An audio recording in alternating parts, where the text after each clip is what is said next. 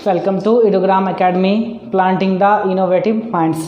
हम लोगों का लेक्चर 1 की सीरीज़ में हम लोगों ने देखा था बेसिक फिजिक्स, और आज हम लोग देखेंगे कि साइंस को कैटेगराइज कैसे करते हैं। 3 डिफरेंट ब्रांच में हम लोग कैटेगराइज कैसे करते हैं।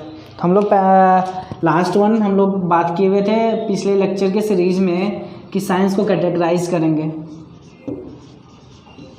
साइंस मेनली है ना 3 भागों में है, फिजिक्स,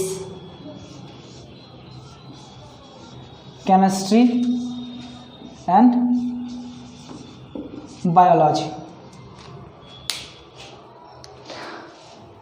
हम लोग आज बात करेंगे कि इन चीज़ों को कैटेगराइज कैसे किया जाता है, जैसे कि अध्ययन के अनुसार किस तरीके से हम लोग इन चीज़ों का स्टडी करते हैं, और इन चीज़ों में भी माइक्रोस्कोपिक और मैक्रोस्कोपिक व्यू से कैसे रिसर्च होता है या हम लोग कैसे पढ़ते हैं इन चीज़ों के बारे में।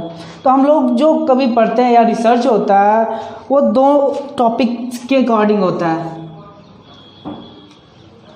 पहला है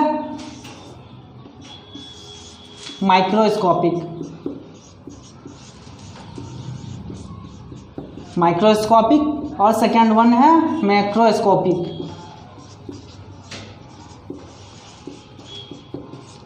2 है, एक माइक्रोस्कोपिक एक मैक्रोस्कोपिक।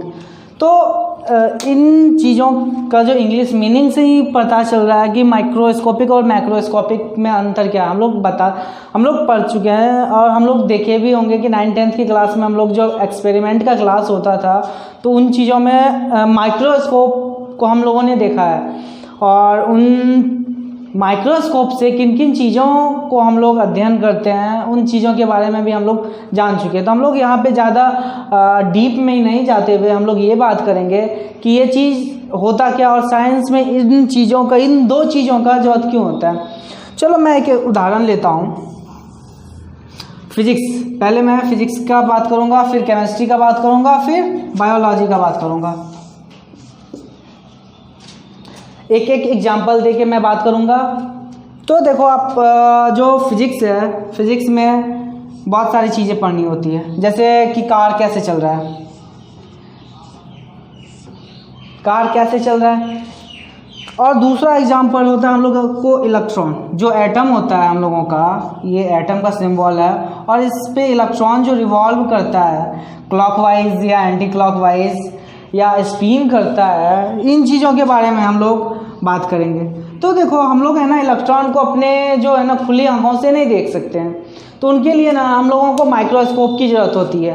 तो फिजिक्स के जिस ब्रांच में हम लोगों को माइक्रोस्कोप की ज़रूरत होती है, फिजिक्स का उस ब्रांच को हम लोग माइक्रोस्कोपिक ब्रांच बोलते हैं, ठीक है। और जैसे कार है, हम लोग देखते हैं कि रोड पे कार चल रही है, एक स्ट्रेट लाइन में, एक सीधी रेखा में चल रही है रोड। मान लो कि एक स्ट्रेट लाइन में यानी सीधी रेखा में रोड है।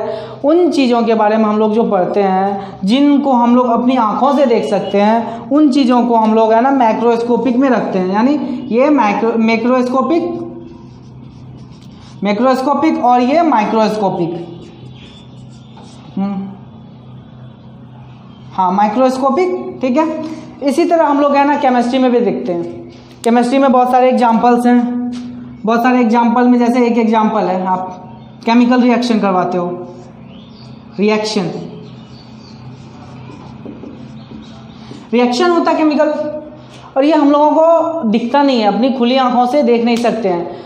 अगर रिएक्शन को हम लोग देखना है, बहुत सारे रिएक्शन, अधिकांश जो रिएक्शन होते हैं हम लोग अपनी खुली आंखों से नहीं देख सकते हैं। उनको देखने के लिए हम लोगों को माइक्रोस्कोप की ज़रूरत होती है, और जिन चीज़ों को माइक्रोस्कोप की ज़रूरत होती है वो माइक्रोस्कोपिक कहलाता है। और केमिस्ट्री के जिस सेक्शन में हम लोग जो माइक्रोस्कोप का यूज करते हैं वो माइक्रोस्कोपिक सेक्शन होता है या माइक्रोस्कोपिक टॉपिक होता है। उसी तरह केमिस्ट्री में भी मैक्रोस्कोपिक होता है। इसका एग्जाम्पल आप लोग खुद ढूंढ सकते हो। आप लोग ढूंढ के मुझे कमेंट करो, कमेंट बॉक्स नीचे है, कमेंट बॉक्स में करो, और हम लोग फिर बात करेंगे वहाँ पे। बायोलॉजी का भी एग्जाम्पल है। बायोलॉजी देखो, बायोलॉजी क्या है, हम लोग सेल पढ़ते हैं, कोशिका को किसी ने नहीं देखा है। उन चीज़ों को देखने के लिए हम लोग है ना माइक्रोस्कोप का यूज करते हैं। तो माइक्रोस्कोप कैसे आता है, नहीं आता है, कैसे बनता है, इन चीज़ों की चर्चा हम लोग बाद में करेंगे, बट हम लोग है ना बायो देखते हैं। अगर बायोलॉजी मुझे पढ़नी है तो इन चीज़ों को देखने के लिए जो है, इन चीज़ों का अध्ययन करने के लिए अधिकांश जो है ना हम लोगों को माइक्रोस्कोप यूज करना पड़ता है। और माइक्रोस्कोप करते हैं यूज, तो उसको हम लोग माइक्रोस्कोपिक बोलते हैं। जैसे एग्जाम्पल में हम लोग सेल देखेंगे। सेल का जो हम लोग स्ट्रक्चर देखते हैं, कैसे बना है, उसका सारा जो क्रिया होता है ना, उन चीज़ वो कैसे काम करता है, उन चीज़ों को अध्ययन करने के लिए हम लोग माइक्रोस्कोपिक वर्ल्ड में जाना होता है, माइक्रोस्कोपिक यूज करना होता है, माइक्रोस्कोप यूज करना होता है। और बायोलॉजी का दूसरा सेक्शन होता है, मान लो कि एक एग्जाम्पल ले, हाथ कैसे रोटेट कर, ये जो फिंगर है ऐसे मैं मुट्ठी बंद कर रहा हूँ, खोल रहा हूँ, ये हम अपने आंखों से देख सकते हैं। ये काम कैसे कर रहा है, इसमें कुछ फिजिक्स इंक्लूड है, कुछ बायोलॉजिकल फेनोमेना इंक्लूड है। इन चीज़ों को जो हम लोग बायोलॉजिकल फेनोमेना जो अपनी आंख से देख सकते हैं, उन चीज़ों को हम लोग ये मैक्रोस्कोपिक वर्ल्ड में हम लोग रखते हैं। और मैक्रोस्कोपिक ब्रांच में बायो का हम लोग इन चीज़ों को पढ़ते हैं। तो हम लोगों ने देखा कि दो चीज़ें, एक माइक्रोस्कोपिक और मैक्रोस्कोपिक वर्ल्ड होता है, और उन चीज़ों में हम लोग है ना इन चीज़ों को पढ़ते हैं जो चीज़ अपने खुली आंखों से नहीं देख सकते हैं। जैसे फिजिक्स में जो एक ब्रांच ही होता है मॉडर्न फिजिक्स।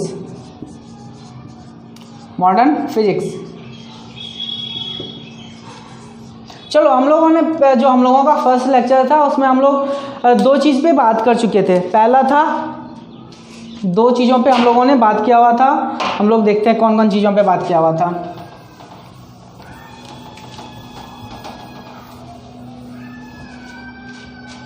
एक पहला चीज़ था मास,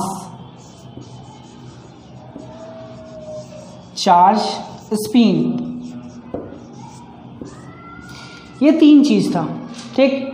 आप ये बताओ, पिछली कक्षाओं में आप लोगों को याद होगा, मेरे जो आप लोग क्लास किए होंगे, तो इन चीज़ों में मैंने दो चीज़ों के बारे में बताया हुआ था, ठीक है। थोड़ा डिटेल्स में बताया हुआ था। तो आप कमेंट सेक्शन में लिखो और चैट बॉट में लिखो कि आप लोग इन चीज़ों के बारे में क्या क्या एग्जाम्पल मेरे पास लेके आए हो। और सेकेंड वन था स्पिन हम लोग देखे हुए थे। स्पिन के कारण है ना हम लोग मॉडर्न फिजिक्स पढ़ते हैं।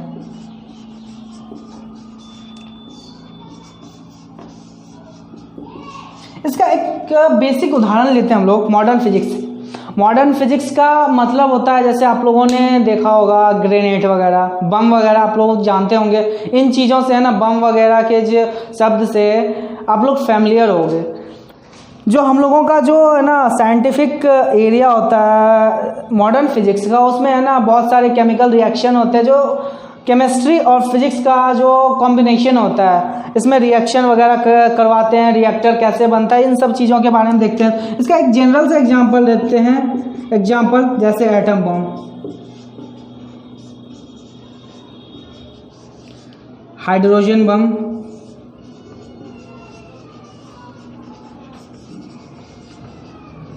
है ना। इन चीज़ों के बारे में अध्ययन जो होता है और इन चीज़ों के बारे में जो पढ़ाया जाता है इन सेक्शन में, मॉडर्न फिजिक्स के सेक्शन में, सिर्फ ड्यू टू इलेक्ट्रॉन में जो स्पिन रहता है, इन चीज़ों के मदद से ही हम लोग जो अपना जो हमारे जो डिफेंस हैं वो यूज करते हैं। एटम बम, हाइड्रोजन बम, है ना, जितने भी एक्सप्लोजिव्स हैं ये इन सेक्शन में पढ़े जाते हैं स्पिन के मॉडर्न फिजिक्स में। तो हम लोग यहाँ तक हम लोगों ने देखा कि पहले हम लोग साइंस को कैटेगराइज किया, फिर बेसिक जो फिजिक्स था, जो हम लोगों का लेक्चर सीरीज फर्स्ट था, उन चीज़ों में मैंने कुछ लेफ्ट कर दिया था, मैंने छोड़ दिया था कुछ, उन चीज़ों को मैंने यहाँ पे थोड़ा क्लियर करवाया।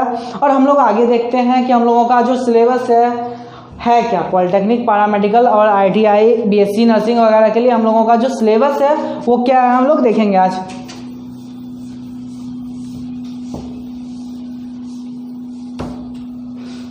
हम लोग एक सीरीज बाय सीरीज से चलेंगे। पहले हम लोग आपके साथ दो चैप्टर में रेगुलर रहेंगे। पहला चैप्टर है हम लोगों का यूनिट एंड डायमेंशन। बहुत मज़ा आएगा इस चैप्टर में। पहला चैप्टर है ये, और दूसरा चैप्टर है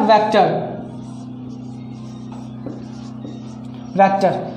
बहुत ही आसान है, लेकिन इस चीज़ को है ना बहुत ही टफ माना जाता है। हम लोग चलेंगे, करेंगे, कुछ काम करेंगे, इस पर कुछ प्रॉब्लम्स करेंगे, जो सॉल्यूशन होता है उन चीज़ों को देखेंगे, फिर ये चीज़ है ना आसान लगने लगेगी। अगर आप नहीं पढ़ते हो तो यही चीज़ है ना आप लोगों को बहुत ही टफ लगेगा, बहुत ही भारी लगेगा और नहीं बनेगा। बस जो चीज़ क्लास में यहाँ पढ़ाया जा रहा है उन चीज़ों को आप देखो और मैं गारंटी लेता हूँ कि आप लोगों से सवाल बनेगा, 100% बनेगा। यूनिट एंड डायमेंशन में हम लोग बहुत ही मज़े से पढ़ेंगे और ये बहुत ही आसान टॉपिक है और मज़ेदार टॉपिक है। और जिस तरह हम लोगों ने अपना लेक्चर 1 का सीरीज किया हुआ था स्टार्ट सिर्फ थियरी से, थियरी मैंने बताया हुआ था और कुछ थोड़ा सा काम हम लोग ने बोर्ड पे किया हुआ था, उसी तरह हम लोग है ना यूनिट एंड डायमेंशन में कुछ कहानियाँ देखेंगे, किस तरह से यूनिट एंड डायमेंशन आया और इनका इतिहास क्या रहा यूनिट एंड डायमेंशन का। बहुत सारी बातें करेंगे हम लोगों के अगले लेक्चर में। और जो है हम लोगों का वेक्टर है और इसके बाद वेक्टर के बाद हम लोग है ना हम लोगों का लेक्चर सीरीज रहेगा वर्क, पावर एंड एनर्जी।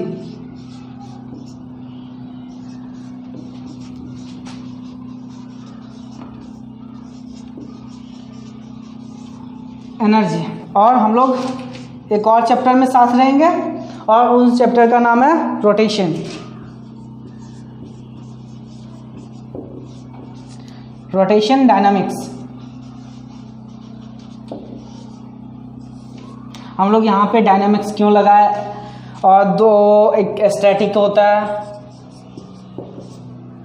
इन चीज़ों के बारे में हम लोग नेक्स्ट क्लास में बात करेंगे। जब हम लोग यूनिट एंड डायमेंशन लास्ट होने वाला होगा तो हम लोग इन चीज़ों के बारे में बात करेंगे, डायनेमिक और स्टैटिक। तो हम लोगों का जो अब नया लेक्चर सीरीज आएगा, पहले आएगा यूनिट एंड डायमेंशन का, फिर वेक्टर का, फिर वर्क पावर एनर्जी का, फ्रिक्शन, बहुत सारी बातें करेंगे हम लोग। तो बस आप लोगों को सिर्फ ध्यान देना इन चीज़ों पे और सिर्फ जो यहाँ पे बताया जाएगा उतना करो आप लोगों का एंट्रेंस एग्ज़ाम अच्छे से निकलेगा, मैं गारंटी लेता हूँ। ठीक है, तो देन हम लोग मिलते हैं नेक्स्ट क्लास में और हम लोगों का लेक्चर सीरीज अब से स्टार्ट होगा। तो आप लोग अपना टाइम अच्छे से अपने एंट्रेंस एग्ज़ाम पे लगाओ और ये चीज़ है ना टफ नहीं होती है, बहुत ही आसान होती है और बहुत ही इजी वे में निकल जाता है। लेकिन कंपटीशन हार्ड है, आप लोगों को मेहनत करना पड़ेगा और ये जो आपको मेहनत है ना ज़्यादा से ज़्यादा 2.5 मंथ्स यानी 2 से 2.5 महीने है ना आप लोगों को मेहनत करना पड़ेगा। और अगर आप इसमें मेहनत करते हो तो एक अच्छे जगह, अच्छे कॉलेज में जा सकोगे और अच्छे जगह पे एक पढ़ने का मज़ा ही कुछ और है। तो हम लोग मिलते हैं नेक्स्ट क्लास में, बहुत सारी बातें करेंगे और हम लोग मिलते हैं।